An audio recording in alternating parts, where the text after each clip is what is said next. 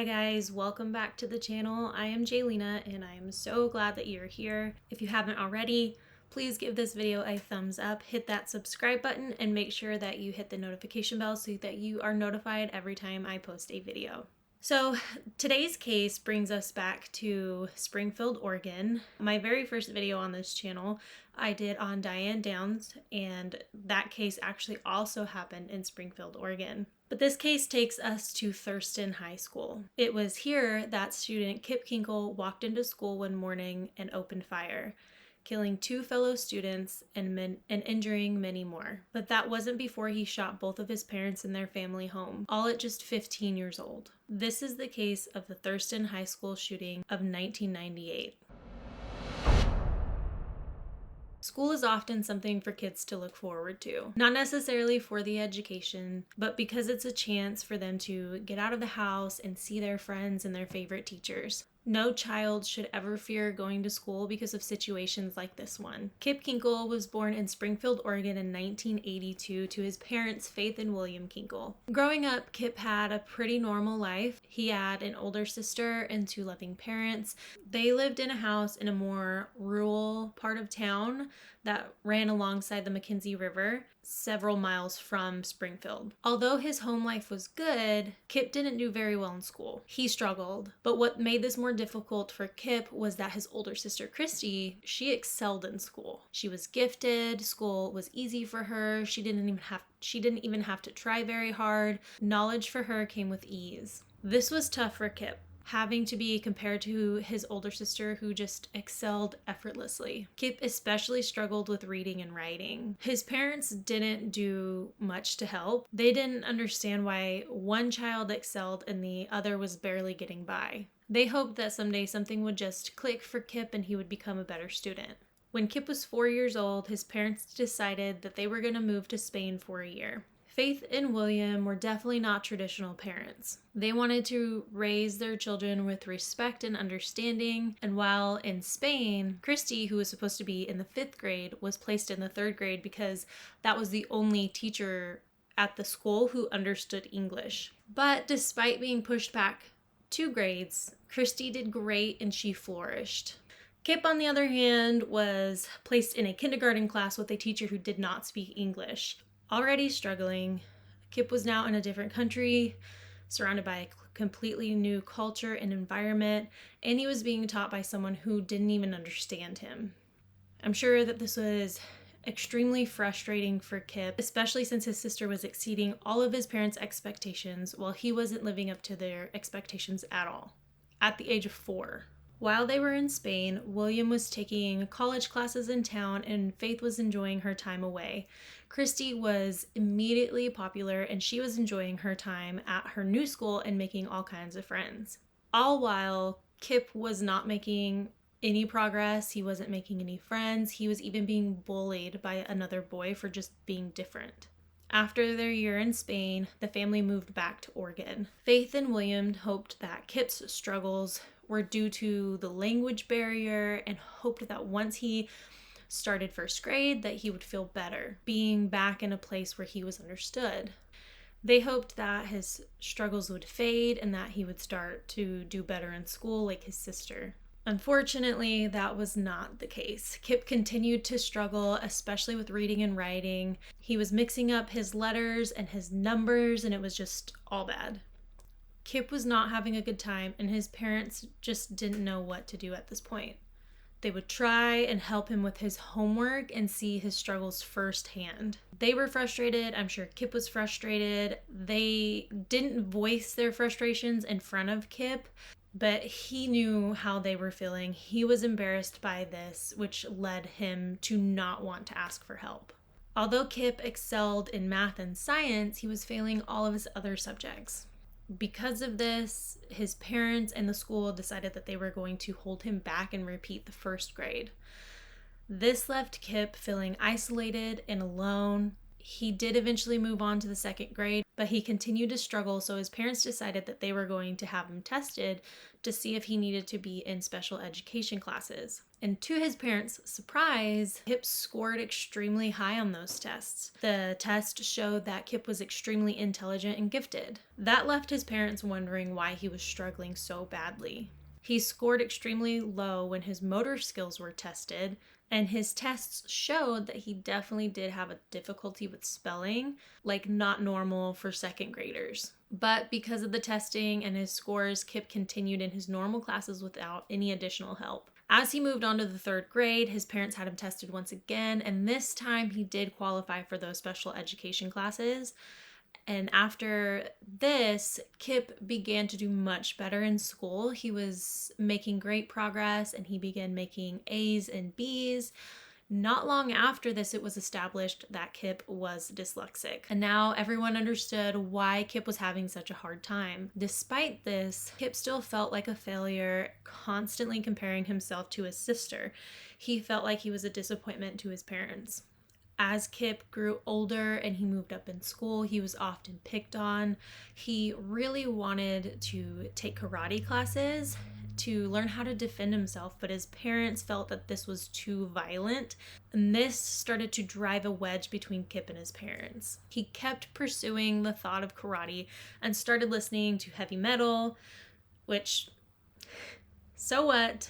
But his parents began to worry, and they started to feel like he was starting on a dark path. Christy says that she often felt like she was the middleman between Kip and their parents. She would often have to talk their parents down when it came to Kip. That's a pretty big job for a kid, in my opinion. Kip felt like his parents hated him, and Christy tried to reassure him that that wasn't the case. But in time, Christy went off to college in Hawaii, leaving Kip to fend for himself alone with his parents when he was in the 7th grade. This only made his relationship with his parents worse.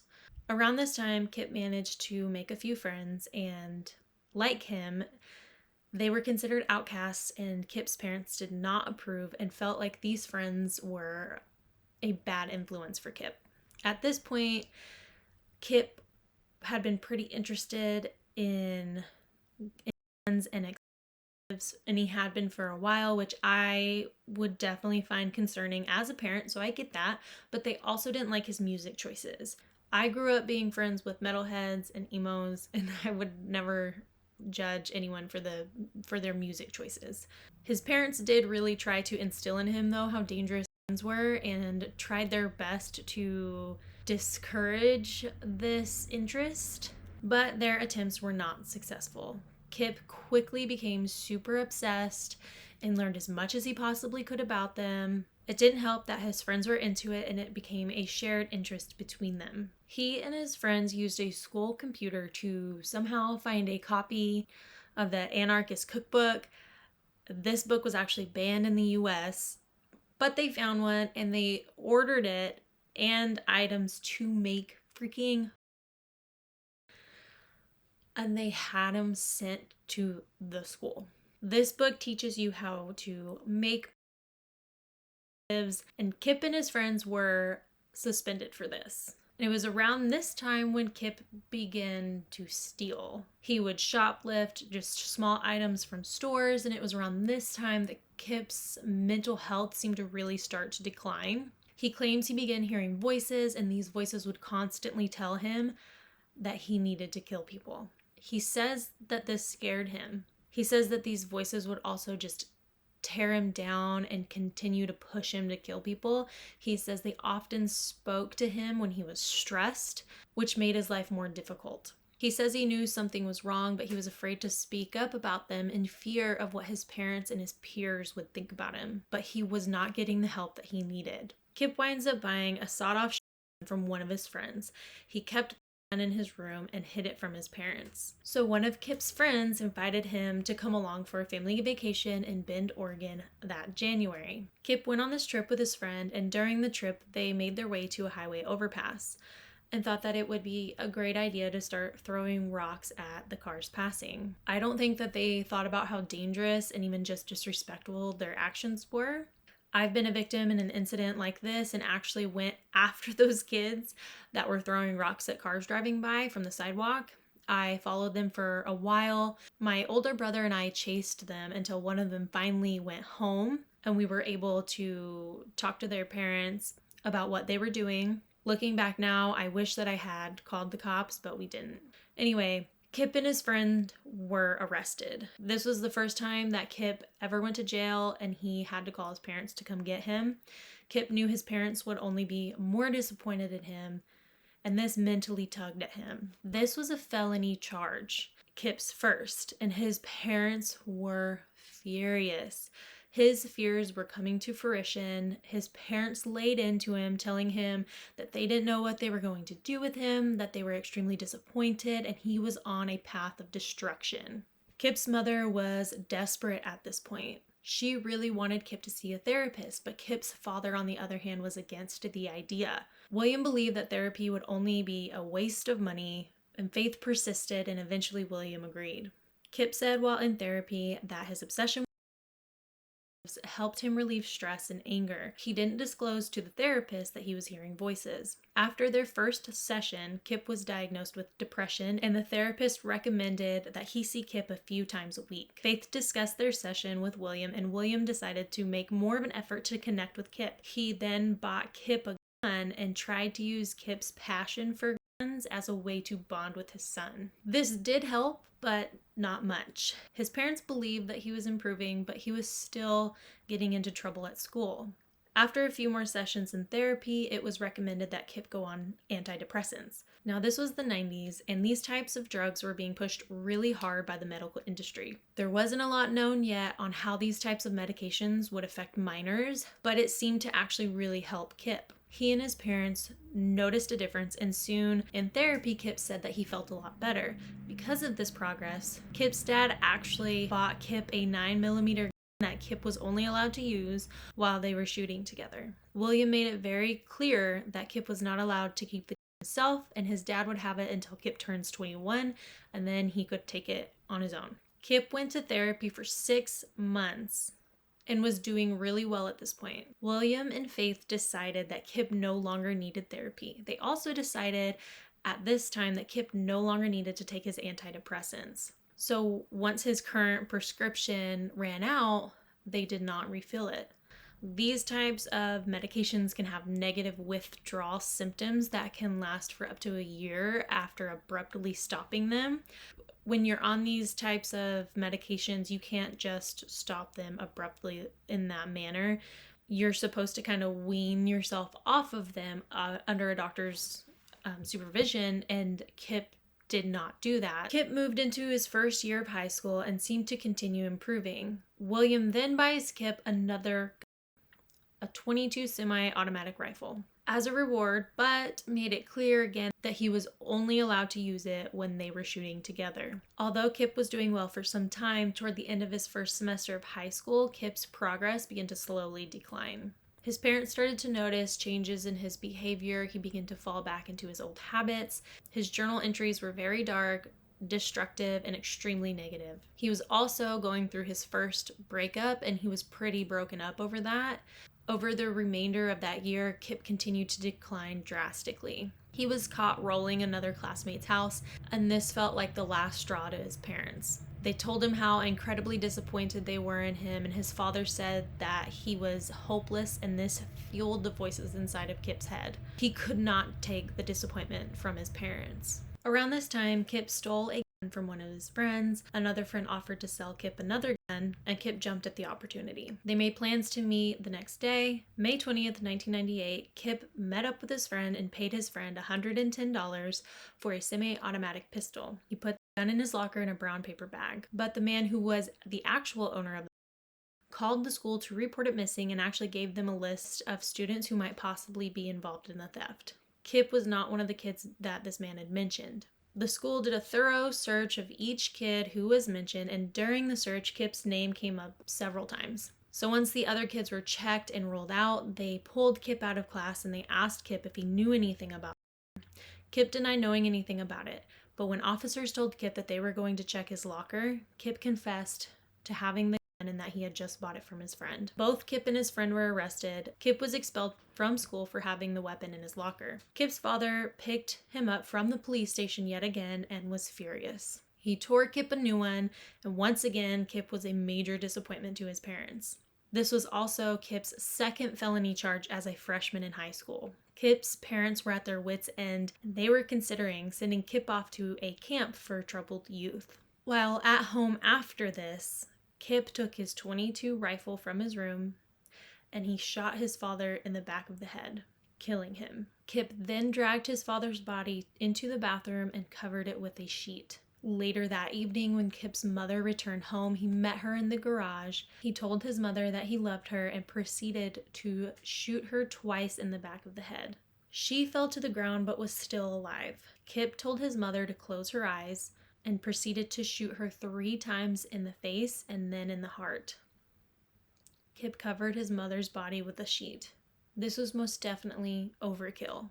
After taking his parents' lives, Kip wanted to take his own life, but he couldn't bring himself to do it. Kip writes in his journal that night and talks about how terrible of a son he is and how he couldn't continue to let them live with all of the disappointment and shame that he had brought to them. He says that he loved them both, but that his head didn't work correctly. On May 1st, 1998, Kip woke up and got ready for school. He dressed in a long trench coat, grabbed all 3 of his a .22 caliber semi-automatic Ruger rifle, his father's 9mm Glock pistol, and a .22 caliber semi-automatic pistol. He taped a hunting knife to his leg, he got into his mother's Ford Focus, and he drove himself to school. When he arrived at school, cameras show him making his way to the cafeteria where students hung out before class started. Usually this is a safe place, a place to gather with friends and spend time before heading to class. But on this day, the cafeteria was not a safe place. Once Kip entered the cafeteria, he opened fire and shot and killed 2 fellow students, 17-year-old Michael Nicholson and Ryan Atbury. He then shot what was left of the 50-round clip of his .22 caliber semi-automatic and another round from the 9mm Glock into the cafeteria, injuring 25 students. 5 brave fellow students were able to wrestle Kip to the ground, and he screamed to them, "Just kill me." Officer Dan Bishop was the first officer on the scene. Dan placed Kip in custody after identifying Kip as the shooter. He got all of the other kids off of Kip and arrested him. Kip was charged with 4 counts of aggravated murder. Kip pled guilty to 4 counts of murder and 26 counts of attempted murder. Kip's hearing lasted 6 days and included testimony from his sister, victim statements, psychiatrists, and psychologists. And the judge sentenced Kip to 111 years in prison without the possibility of parole. I can't help but imagine that this could have been avoided had Kip continued getting the proper help that he needed. Fortunately today, mental health is being taken much more seriously and becoming more openly accepted. Because of this, I hope that situations like Kip's will be avoided in the future. That is it for today's case, and as always, I am looking forward to hearing your thoughts on this case. And if you have any case suggestions, feel free to leave them in the comment section below, and I will see you guys next week. Thank you so much for watching. See you then.